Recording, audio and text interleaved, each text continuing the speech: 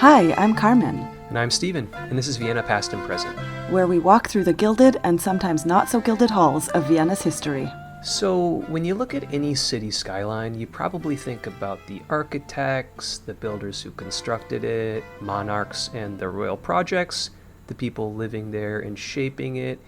But are you considering the effects of attempted assassinations? At least in Vienna, I guess you really should. Yeah, there's lots of things in history that are kind of randomly related to each other in ways that you wouldn't really guess, right? And so today, we're going to look at one of those random connections in Vienna, namely how an assassination attempt on Emperor Franz Joseph is connected to the height of Vienna's City Hall. So, Stephen, what do you know about any of this? Do you remember anything about the Rathaus, or the City Hall, when you visited Vienna? Yeah, I remember how it looks. It really dominates the city skyline in my memory, at least like where I was and or maybe where you were living at the time. It's a bit hazy at this point, but from what I remember, it's really cool, striking building, super tall with a skinny spire. Like really great as a city hall as far as those go. Yeah, I think it's really noticeable. It's got a very Gothic architecture, so it stands out from other buildings sort of around it. But yeah, it's one of the main places that people will go to visit when they visit the city. I just want to make a quick language note. So I said before Rathaus or City Hall. Rathaus is the German word for City Hall, so don't be confused by my kind of switching between the two words because it's the same thing. And on the one hand, it's kind of weird for me. I mean, I know it's weird to insert a German word into an English sentence, but then on the other hand, it also feels way more natural for me to call it the Rathaus rather than City Hall, so I sort of never know what to do. Yeah, but wait, like of any of the Rathauses out there, like I feel like people probably think of this one, at least in the English language. I mean, I don't have a lot of evidence for that, but I feel like it's kind of the most iconic of those to me. Maybe. Is that crazy? I think Munich is up there too. Munich is one that people know too. And there you have the Rathauskeller, which I think is one of the Oktoberfest places, or somehow I think associated with Oktoberfest, so I think people maybe know that as well. But yeah, the Vienna Rathaus is for sure one of the more famous city halls, I think. All right, well, we'll allow it here. So, in any case, I might call it City Hall, I might call it Rathaus. It's the same thing. And so, yeah, like I said, the Rathaus is one of Vienna's most prominent buildings, but it kind of all started with an assassination attempt, which was one of the first attempts to assassinate a Habsburg, but certainly not the last. The most famous and consequential assassination was, of course, Franz Ferdinand. Right, of World War I starting fame. So we're talking about a different person here. We are talking about Franz Ferdinand's uncle, which was Kaiser Franz Joseph. So he reigned before Franz Ferdinand. So this is one of the first, big assassination attempts on a Habsburg. Stephen, what, if anything, do you know about Franz Joseph? Okay. I don't know a whole lot off the top of my head. If I had to pick him out of a lineup, I would go with the one with the largest mustache. How intuitive is that? I'm just kind of, this is like general Habsburg rule of thumb, I think. I mean, that's pretty on the money, I have to say. Big, bushy mustache is... You would pick him out of a lineup with that, I think, yeah. Okay. So, yeah, big, bushy mustache, kind of very, very prominent, just facial hair in general. It's out of control, actually.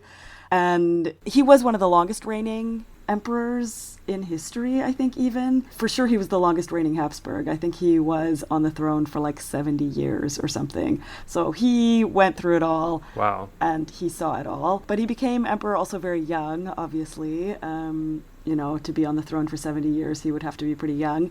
So he became the emperor in 1848 at the age of just 18. And 1848 was a big year of revolution and political upheaval in Europe. And it wasn't very long before Franz Joseph himself was then directly confronted with the revolutionary spirit of the time. Okay, so how was he confronted by it? How did this assassination go down? Well, it was an attempt, but yes. Right. So he was very directly confronted with it because on February 18th in 1853, when he was 23 years old, he went for a walk along the city walls accompanied by a senior officer. And so he was walking along the city walls and just kind of looking down on some soldiers doing drills. And as he was watching these soldiers, a man with a long double-edged knife suddenly attacked him from behind. So essentially this guy tried to stab him, but he was saved by his uniform because the knife glanced off the brocade collar, and so it ended up just being a minor stab wound rather than an actual assassination. He was accompanied by a senior officer, and so that guy wrestled the attacker to the ground. And then there was also a random butcher who happened to be passing by, I guess, which it's wild to me how close the general public could get to the emperor. Like, this is a strange detail to me, that a butcher could just be wandering by and, like, help to restrain this attacker, but I guess that's what happened. Yeah, very strange. Also, I found for his deed, this butcher was later elevated to the nobility by the emperor and became Josef von Ettenreich, according to Wikipedia. So you can't tell me that Austria-Hungary wasn't like a meritocracy here and there. I guess if you save the emperor, you can get elevated to noble status. Butcher to noble if you're in the right place at the right time. In a heartbeat, man. Yeah. So yeah, in terms of this assassination attempt, long story short, the emperor goes out for a walk, he gets stabbed, but his uniform saves him, and it ends up just being a minor wound. Okay, I also read that he spent a while in bed after this, and the doctors thought he might go blind after the attack. I'm not a medical professional either, but I wonder about the connection to his eyes. That's not intuitive to me. He didn't go blind. He would go on for decades, like you said. Okay, I'd like to talk about the assassin now. We like to represent both sides on this show wherever possible. János Libenyi, I'm probably butchering that. It's a Hungarian name. He was an assistant military tailor who joined the Hungarian resistance movements after witnessing the execution of the 13 martyrs of Arad, where Hungarian rebel generals were executed by Austria-Hungary. That was in 1849, so just shortly before this. And in addition, he believed that Franz Josef seduced his sister, Margit, at the Prater, butchered that as well, a park in Vienna, right? You said that was like the hunting lodge park? It used to be the hunting grounds of the Habsburgs, so it's a big park now that was then given to the public, but in the 1850s, I'm pretty sure that was still Hungarian hunting grounds. Did I say Hungarian? I meant Habsburg. Habsburg hunting grounds. Okay. All right. So she was performing a Hungarian traditional dance. I couldn't find much after that, but one source then suggested that he put her through school, so maybe there was something to that. And really, if it was before this assassination, like, he must have been pretty young, the emperor too, right? When he, met this sister. I don't know. He was 23 at the time of the assassination attempt, so... yeah. Okay. All right. So anyway, after that, it's said that he decided to try to assassinate him. Okay. Yeah. Anyway, Vienna City Hall. Right. So we were actually trying to talk about the City Hall. Right. So yeah, you might be asking, what does this have to do with any of the buildings along Vienna's Ring Road, which the City Hall is one of the main buildings along the ring. And there is a connection, but it's a little bit, we're going to have one small little excursus into another building before we actually get around to it. So after the assassination attempt, the emperor's brother, who was Archduke Ferdinand Maximilian, he started to collect donations to build a church as a thanks to God for saving the Kaiser's life. And as a random little extra detail, Ferdinand Maximilian would later become the Emperor of Mexico until he was executed by the restored Mexican Republic, which is probably an episode in its own right. Yeah, I did not expect 1 degree of separation from Mexico in this episode. But, yeah, sounds, Habsburgy. Also, it's kind of interesting, right? Like, this turns into this excuse for, like, a little tax or, like, some donation spree kind of thing. Like, let's do some more building. Right, anytime this happens, I mean, whatever. That's super cynical, but in retrospect, I'm just kind of like, okay, you need another church. I mean, yeah, ultimately that's what it was. Asking for donations. Yeah. Basically, yeah, it was some kind of tax.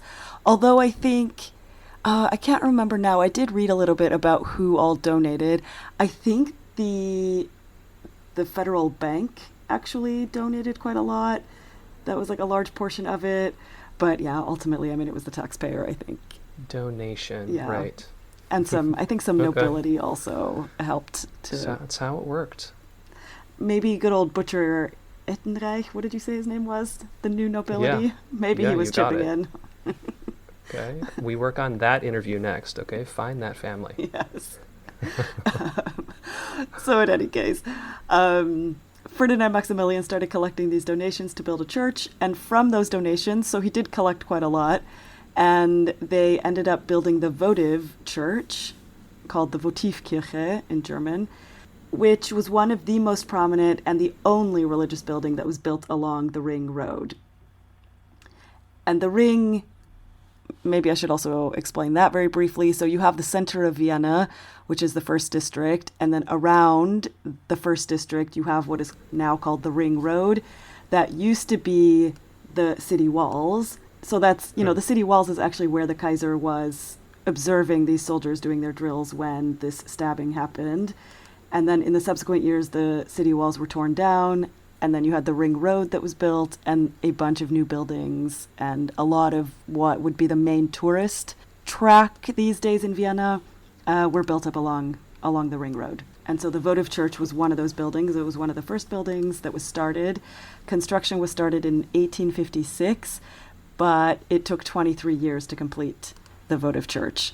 So this was a long-standing construction site. Okay, but he actually saw it completed.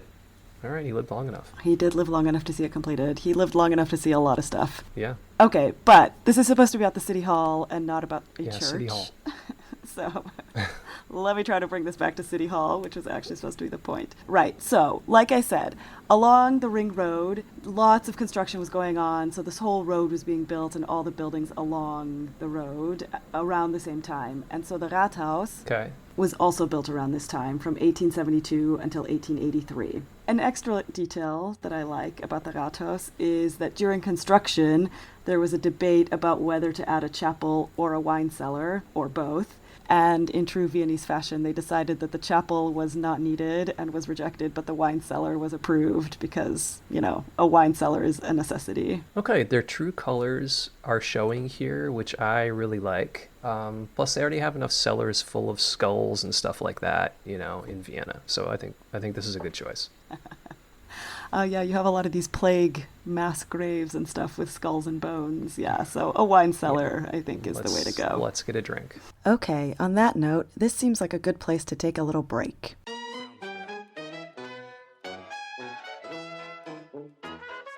Hello, my name is April, and I'm the host of the history podcast, Dorky.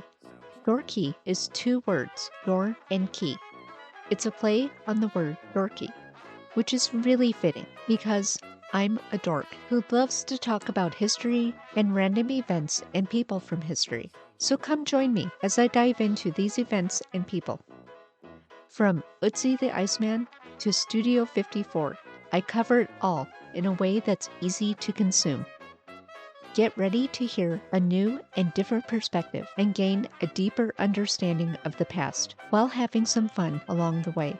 Welcome to Dorky. You can find and subscribe to Dorky anywhere you listen to podcasts. And Dorky is on all social medias as DorkyPod.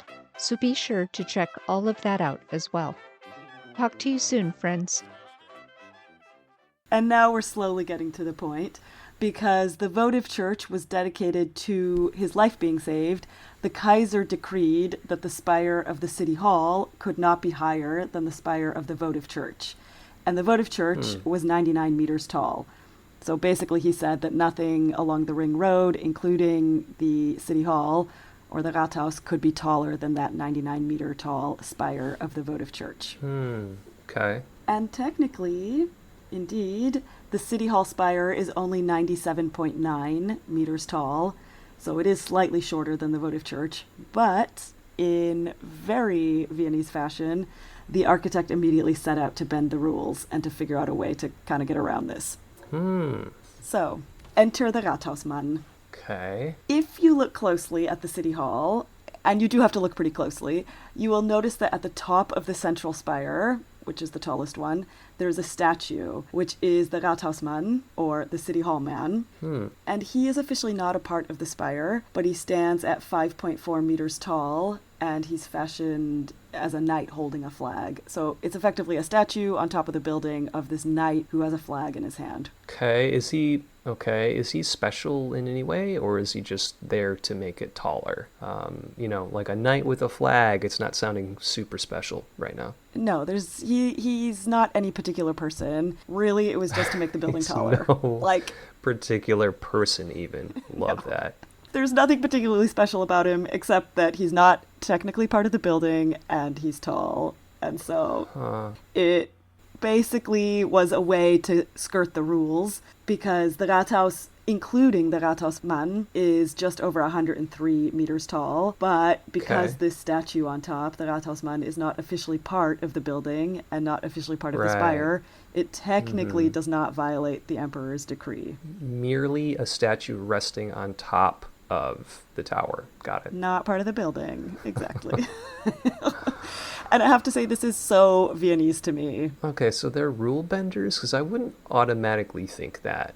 Yes, absolutely, they are rule benders. So they kind of make it seem like they're following the rules, but a lot of the times they're not. And I just remember one of the first things that was told to me that I really still remember, and I come back to it every now and then. When I started studying here, I went to the student coordinator at some point and was kind of, worried that I hadn't taken the right courses or that I didn't have the prereqs that I needed or whatever. And he kind of just said to me like, okay, Carmen, first things first. And I'll say it in German, but then I'll translate it. So in German, he said to me, Carmen, in Wien gibt's immer einen Hinterweg, meaning, Carmen, in Vienna, there's always a back way or some back door. Basically, if you haven't totally followed the rules, we'll find a way anyway. And yeah, that is kind of how Vienna operates. Okay. I mean, hey, that sounds pragmatic too, so. It is. It's more like we follow the letter of the law, but not the spirit of the law. We're pretty good at that. It sounds very, the most livable city to me. Okay. Yeah. So there's quite a long history of this, and already back in the 1850s, 60s, they were kind of coming up with ways to do this. And so, yeah, you have this Rathausmann standing on top of the building, and that makes it actually taller than the votive church, but officially it does follow kind of the official rules. Okay. However, because it is so high up, it's almost 100 meters where the statue is standing, you can't really see it very well. But for anybody who happens to be in Vienna or, wants to come to Vienna and wants a close-up look, there is a replica of the statue in the park directly in front of City Hall, so you can see what the statue actually looks like. Okay. That's on top of the building. Handy. Handy, indeed. So what's the legacy of all of this? The assassination attempt directly influenced the look of the Ring Road, which is where many of Vienna's most beautiful buildings are, because it created the impetus to build the votive church in the first place. And the votive church then further influenced the height of the nearby City Hall. And they are very nearby. Actually, I didn't mention that before, but it's, a 10-minute walk maybe from one to the other. And then these height restrictions immediately brought out Viennese inventiveness in skirting the rules while supposedly still sticking to them. Okay. And ultimately, I think a relatively minor assassination attempt in the Grand Habsburg scheme of things left a very direct mark on the look of the city at the end of the day. And even today, the votive church is the second highest church in the city after the St. Stephen's Cathedral, officially. But the City Hall kind of cheekily manages to be taller unofficially. Officially and unofficially. Nice. Yes, you always have to differentiate between those two. Yeah. Okay. Interesting. I would not, look upon a city skyline and necessarily think that, a governing force was this failed assassination. Yeah, you wouldn't think so. Although, the heights of buildings is definitely a topic in the city. Most of it is not related to an assassination attempt, which is probably good. But in general, how the city looks and the skyline obviously is a big discussion in every city.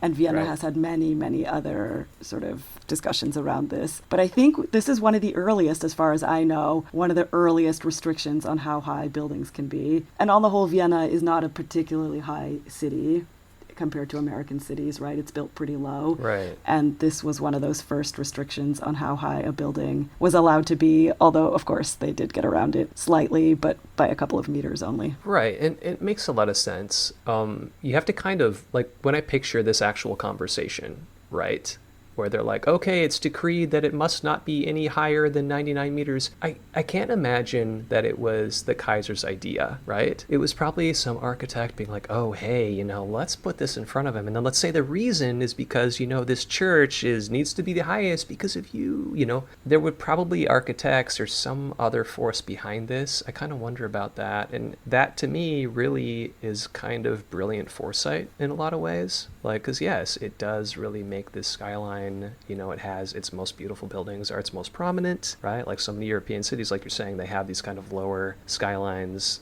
and a lot of their older buildings are more prominent. It's a different kind of thing, right? And American or, non-European architecture, that's great too, but very different. So I just wonder about like the little workings that led to them bringing that before the Kaiser and being like, oh yeah, we're doing this for you, right? For your church. We're so glad you weren't killed. Because you were saved. So this is all in honor of, your majesty. Mm-hmm.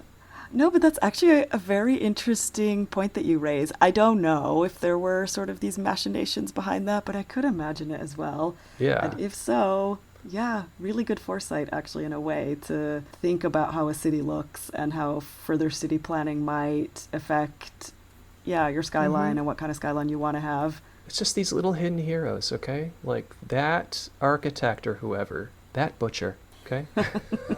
Okay. Strong supporting cast in this one. Yeah, the butchers, the architects, the people in the background, kind of, making it work. So that more or less is the story of how the city's skyline, or at least one specific building in any case, but I would say actually probably the skyline in a lot of ways, like as a sort of knock-on effect from that, are connected to an assassination attempt of the emperor in 1853. Don't forget to tip your butcher. Right? Yes. He might be a lord this time next week, That's right. Or a duke or whatever these people become. Evidently, yes. Okay, so that's it for our show. Thanks for listening. If you liked what you heard, share with your friends or leave us a 5-star review. And if you didn't like it, then, well, don't worry about that review. You can find us on social medias, Vienna Past and Pres on Instagram, or send us your episode ideas at viennapastandpresent@gmail.com. Auf Wiedersehen, pfiat euch, Baba. Bye.